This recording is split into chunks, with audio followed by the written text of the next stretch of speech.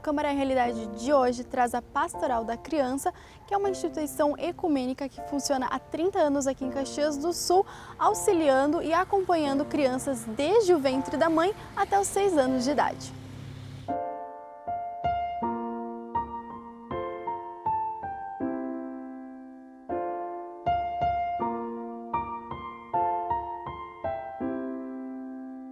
A Pastoral da Criança realiza um trabalho em rede com outras instituições para acompanhar, cuidar e auxiliar na qualidade de vida de crianças, gestantes e suas famílias. São várias as pastorais da Igreja Católica que desde muito tempo auxiliam nesse cuidado com a pessoa humana, com a dignidade da pessoa humana. E a Pastoral da Criança é uma destas que se destaca como uma ação concreta que tem origem na fé, do cuidado com as crianças de modo muito especial, mas também com a família, com a mãe gestante e depois do nascimento com a criança até uma boa idade em que a família também tem condições. Então é uma pastoral que surgiu já há algumas décadas em Caxias e que está crescendo ainda. Nós precisamos da Pastoral da Criança e das outras ações da Igreja Católica para melhorar a qualidade de vida também das pessoas, a dignidade da pessoa humana que deve ser cuidada. Para a realização do projeto, a Pastoral conta com o auxílio das líderes voluntárias.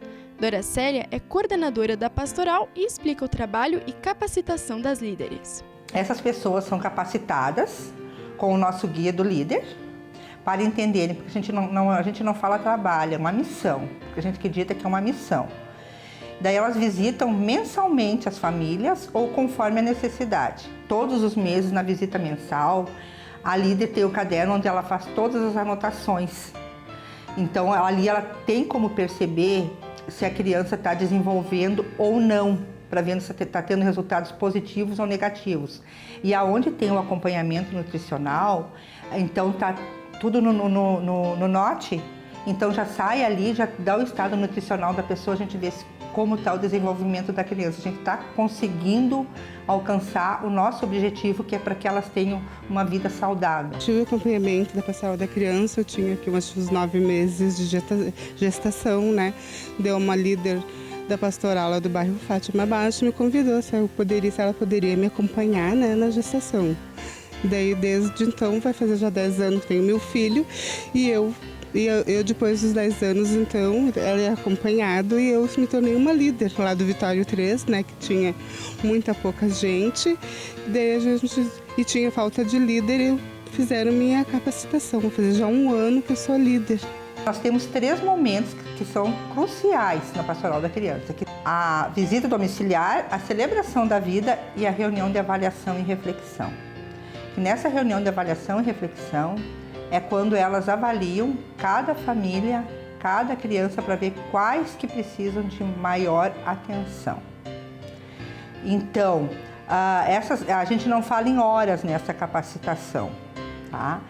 Então, ali estão as ações básicas de saúde, nutrição e cidadania, onde elas vão saber quais são os seus direitos e deveres que as líderes devem passar para suas mãezinhas. E como que é para você estar fazendo agora o serviço que outras pessoas fizeram para te incentivar? Para mim é uma gratificação assim não tem preço de falar, é muito bom. Eu até aconselho quem não é a participar, que a gente não tem preço.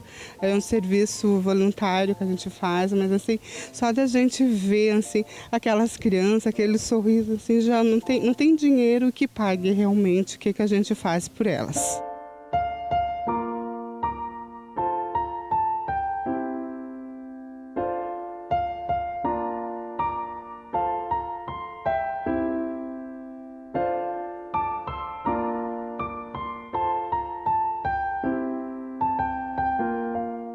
Além de todo esse acompanhamento das crianças, desde o pré-natal até os 6 anos, a Pastoral da Criança também faz um acompanhamento nutricional. E a Suzana está aqui comigo para explicar um pouco mais sobre isso. Como é que funciona esse acompanhamento, Suzana?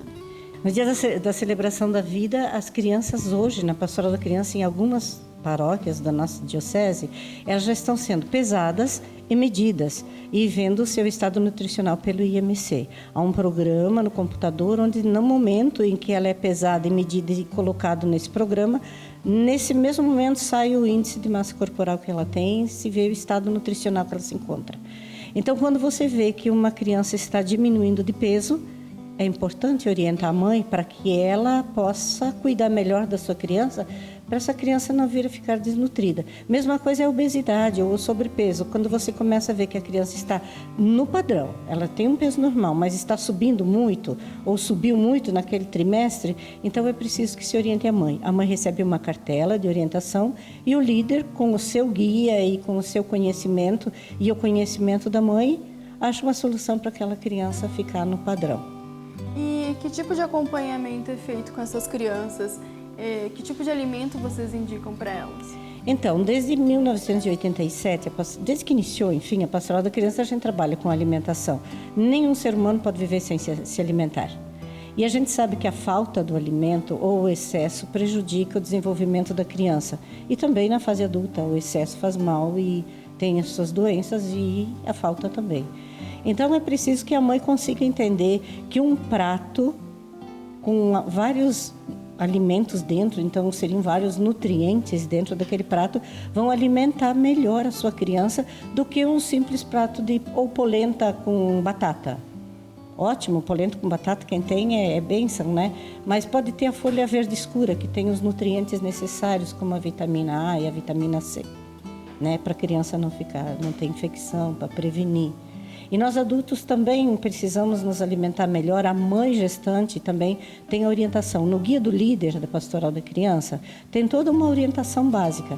E tem uma ação da Pastoral da Criança que se chama Alimentação e Hortas Caseiras, que também a mãe aprende a aproveitar os alimentos. As folhas verdes escuras que podem ser consumidas, às vezes nem está no mercado, a gente chama isso de horta perene. Né? Um caso bem tranquilo da gente comer é a tansagem. A tansagem não é só para chá, ela é alimento também. Ela é uma erva antibiótica, então você se alimenta e se medica e vai evitar as doenças. Né? Geralmente a gente visita famílias que têm pouco alimento, então ela vai comer... Ela tem um pedacinho de batata, um pedacinho de cenoura, quiçá um pedaço de cebola, e o que fazer com isso? Então, receitas, né, de aproveitamento, um valor nutritivo muito alto, é ensinado para as mães para que elas possam alimentar melhor a sua família com aquilo que elas têm. Então, a horta caseira também vem nesse encontro. Eu vejo que se eu comprar um pé de alface, vamos imaginar, um pé de alface hoje custa mais de R$1, mas se colocar R$1 e eu comprar um pé de alface por mês, por dia, no mês dá 30 pés, dá R$30. R$30 do meu salário mínimo foi embora na alface, que tem muito pouco nutriente e não vai me levar a ter boa saúde.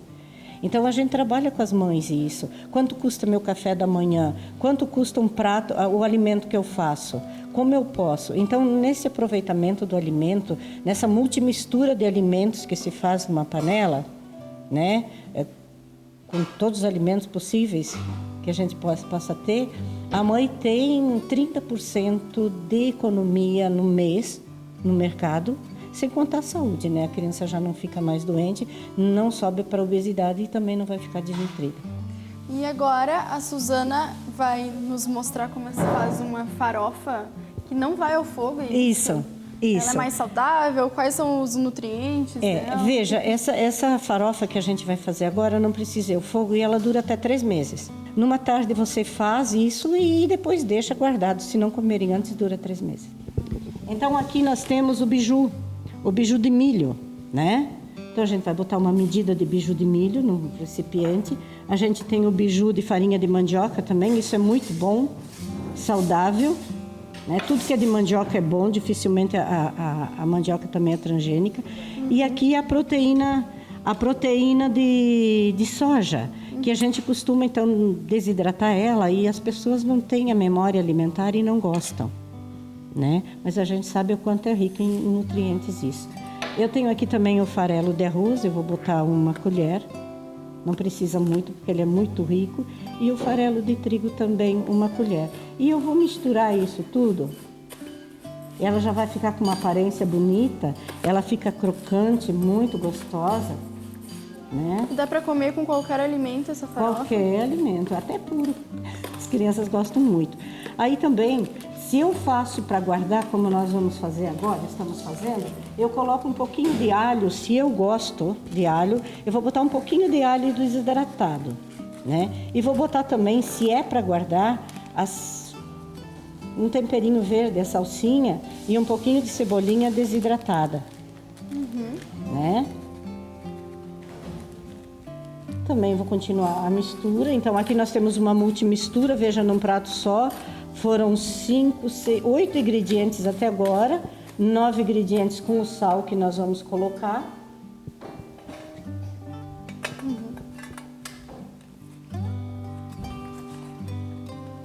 Qual que é o valor nutricional dessa farofa? Por que, Então, que ela é veja. boa? Por que, que ela é melhor que uma farofa comprada? Justamente pela multimistura que se faz. Você viu, nós colocamos o milho, a mandioca, o farelo de trigo, o farelo do arroz. Nós colocamos as folhas verdes escuras, que a gente precisa só um pouco por dia, então a gente já colocou. E também o sal, né, que contém o iodo. E agora, essa farofa pode ser comida assim, mas nós vamos colocar um pouquinho de óleo para dar um toque mais gostoso nela, para ela ficar mais úmida, para não afogar, porque a criança geralmente vai comer e pode afogar, né? Mas isso é a gosto de cada um. Se eu faço, por exemplo, eu guardo isso num vidro em casa para 3 meses, mas eu não gosto desse gosto todo dia. Então eu posso ter lá em casa aquela sobra de carne, ou aquela sobra de queijo, ou um salsichão, alguma coisa, eu posso picar, colocar dentro, que eu vou dar o gosto que eu quero para essa farofa. Então, de um prato que você faz, você pode fazer vários pratos, mudar o gosto todos os dias, com o mesmo modo, com as mesmas coisas. Só muda o gosto. Eu posso botar hoje mais salsa, eu posso botar mais cebolinha, tem gente que gosta muito de orégano, então você vai colocar aqui dentro o tempero que você gosta, aquilo que a família já come. Então você não muda nada na família, só acrescenta. É isso que a gente tem que aprender, não mudar, mas sim acrescentar.